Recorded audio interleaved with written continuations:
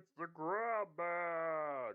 So, last night I told my wife, you do know that there is a Hotel Transylvania 4. And she didn't.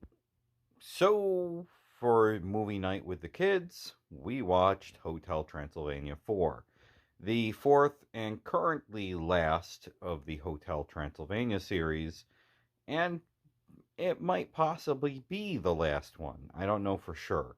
It's called Transformania, which the movie is about how Dracula is annoyed with his son in law and doesn't really want to give him the hotel, even though he wants to give his daughter the hotel because he wants to retire. But shenanigans happen when the son in law goes and talks to Dr. Van Helsing, who now lives at the hotel too after being the villain in the previous film, and gives him a ray gun essentially that can turn humans into monsters and monsters into humans. And then, like I said, shenanigans happen. People turn into monsters, monsters turn into humans. The ray gun gets broken. They have to find another crystal, and they, Drac and his son in law go and have to find it in South America. And it's a journey where Dracula finds out what it's like to be human. Um, and overall, it's a fun movie. Not as good as the first and second ones. And the third movie was kind of pretty stupid, but it had some fun parts. I mean, the key point is all these movies, I think that they get a lot of money for music, and they put a lot of music in it.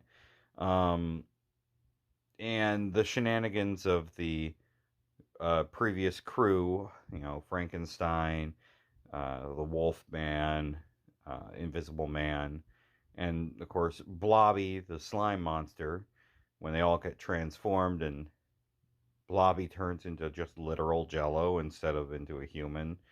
Oh yeah, and the Mummy. Um, and then overall, it was a fun movie for kids.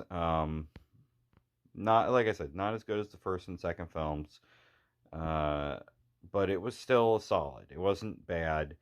Um, and I don't know how much longer they're going to be able to keep doing stuff with these characters. I don't know if they can make another film. I mean, if they really think about it, maybe, but um, at this point, it's probably a series that needs to be retired.